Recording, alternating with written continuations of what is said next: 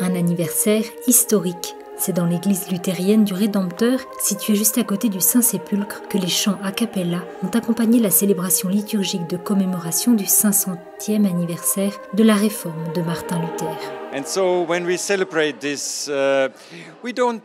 En réalité, nous célébrons au cours de cette liturgie non pas la personne de Martin Luther ou la réforme en soi, mais nous célébrons le fait que Jésus-Christ ait été placé au centre de notre foi.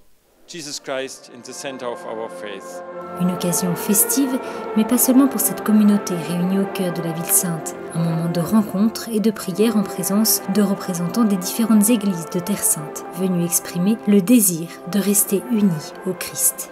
Je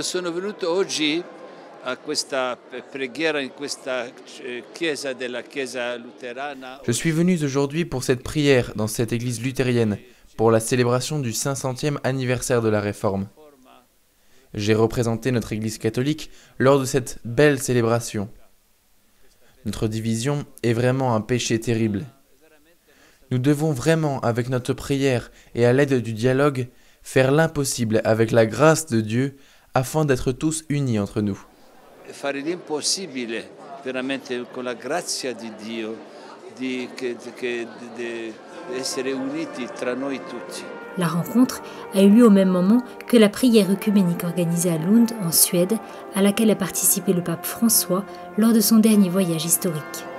Nous nous trouvons aujourd'hui ici, à Jérusalem, mais nos cœurs et nos esprits sont en Suède, où le Saint-Père, le pape François et l'évêque Muni Bjunan, président de la Confédération luthérienne mondiale, ont porté et partagé une prière pour l'unité intitulée « Du conflit à la communion ». Telle est vraiment notre espérance. Nous vivons à une époque spéciale où les croyants réalisent à quel point la division et la séparation ne sont pas le chemin pour être de vrais témoins de l'Évangile dans le monde. Depuis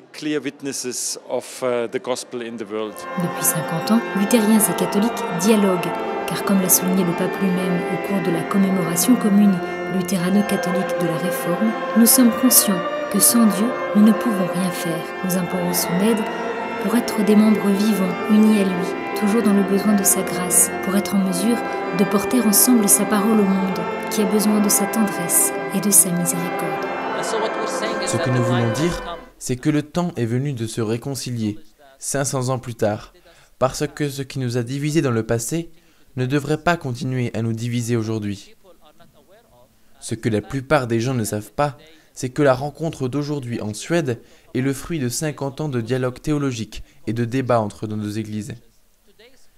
La prière d'aujourd'hui à Lund est l'occasion de dire que nous voulons aller de l'avant et laisser tomber nos différences qui appartiennent au passé, afin d'aller, comme le dit cette même prière, du conflit à la communion.